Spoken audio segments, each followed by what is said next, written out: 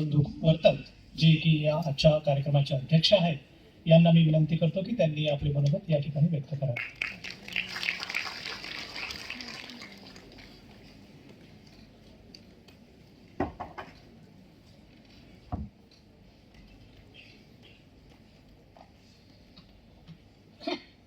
नमस्कार. प्रथम मी अण्णासाहेबांच्या, भाऊसाहेबांच्या आणि माझ्या आईच्या ताराबाईंच्या स्मृतीस वंदन करतो. आजच्या समारंभाचे प्रमुख पाहुणे आणि प्रमुख वक्ते ॲडव्होकेट जयंती जय भावे, सगळ्यांची नावं नाही घेत, all the dignitaries on the dais, my labours and all those things, सगळे आलेले प्रेक्षक वर्ग, विद्यार्थी वर्ग आणि खास करून इथे जमलेला ॲडव्होकेट म्हणजे वसईच्या वकिलाचा आणि ॲडव्होकेटच्या या सगळ्या वकील लोकांचं मी पण स्वागत करतो. आजचा कार्यक्रम आम्ही प्रेरणा दिन म्हणून साजरा करतो. प्रेरणा काय घ्यावी, तर नुसतं शिक्षणाची प्रेरणा घ्यावी, तर आमचा जी संस्था आहे ती सगळ्या याच्यामध्ये विद्यार्थ्यांना प्रगत करतो. हे तुम्ही वर्तकाईट्स बघा, या मासिकामध्ये या ज्या मुली आहेत यांनी दिवली डान्स केला. या दिवली डान्सला भारतामध्ये प्रथम क्रमांक मिळाला.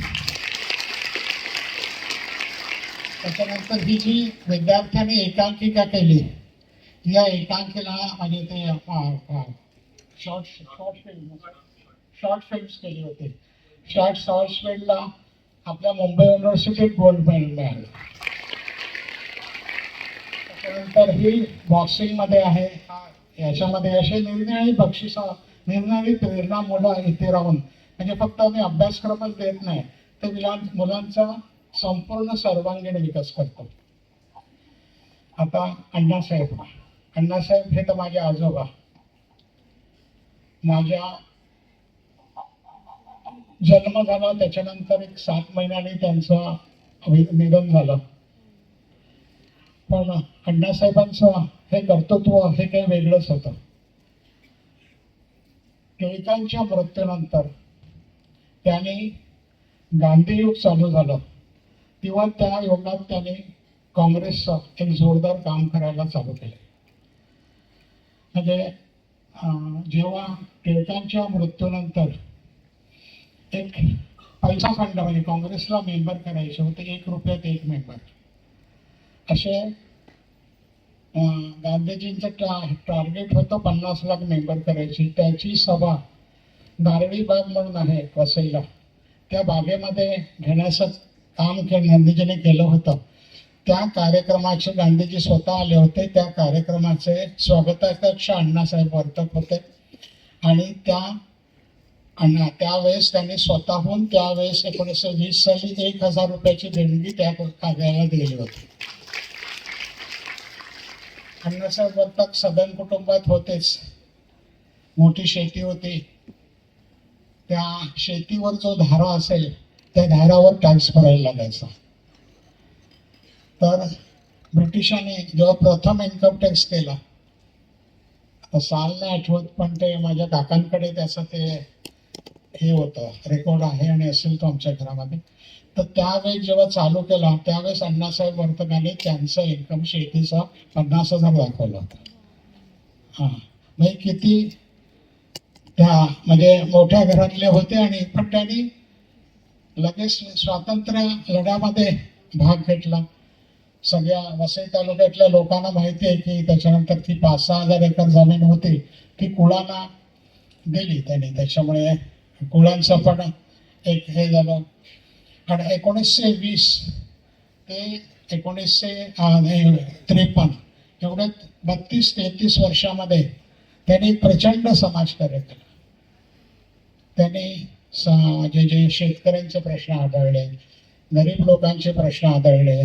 जेव्हा वसई तालुक्यात एक पानवेल म्हणून वसई तालुक्यात एक म्हणजे खायचं पान असतो ना, ते तिखट पान पाकिस्तान आणि अफगाणिस्तानात ते लोक खायचे आणि त्या पानवेलामुळे या भागामध्ये प्रचंड सोबतता आली होती. पण त्या पानवेलामध्ये रोग आला आणि वसई तालुक्यातली पानवेल एकदम कमी झाली. पण अण्णासाहेबांनी आपल्या महाराष्ट्र सरकारला सांगून निंदाळे शास्त्रज्ञ बोलून पानवेलाचा का परत कशी येईल हा प्रयत्न केला. पण नंतर ती पानवेल वसई तालुक्यातून जवळजवळ नष्टच झाली. आता थोडी पालघरमध्ये थोडीशी पानवेल आहे. म्हणजे त्यांची दूरदृष्टी किती होती हा लक्षात घ्या. त्याच्यानंतर दुसरी त्यांच्याबद्दल एक म्हणजे ठराविकच पॉईंट घेणार आहे की आपल्याला माहिती आहे जेव्हा पंढरपूरला साने गुरुजींनी सत्कार म्हणजे असं हे केला की पंढरीचं द्वार हे सगळ्या लोकांसाठी खुलं झालं पाहिजे. त्याच दिवशी अण्णासाहेबांनी राम मंदिरमध्ये एक त्या सगळ्या म्हणजे गरीब लोकांना हरिजन लोकांना बोलून सत्यनारायणची पूजा घातली होती. म्हणजे किती मन हे ते मोठं होतं किंवा किती लोकांना सामावून घ्यायचं हे प्रसंग त्यांच्या जीवनातले आहेत. त्याच्यानंतर अण्णासाहेबांचा अनेक असे प्रसंग आहेत जे मी सांगू शकतो. 1920 19 त्याच्यानंतर ते जेव्हा जेव्हा जेलमध्ये जायचं म्हणजे आजीने मला आठवण सांगितली आहे की ब्रिटिश लोक त्यांना जेलमध्ये घेऊन जायचे. त्याच्यामुळे ते घरी ते बिछाण्यावर झोपलेच नाही, सतरंजीवरच झोपायचे. का तर मला जेलमध्ये सतरंजीवरच झोपायचं. म्हणजे मनाची तयारी ह्या लोकांनी केली होती आणि त्यांनी त्याच तऱ्हेने त्यांच्या सगळ्या मुलांना पण तयार केलं होतं की तुम्हाला एक कठोर परिस्थितीतून हे करायचं. 1942 साली अण्णासाहेबांनी आगाशी विरा राहणारा एज्युकेशन सोसायटीची स्थापना केली. त्याच वेळेस त्यांना ब्रिटिशांनी अटक केली याच्यामध्ये.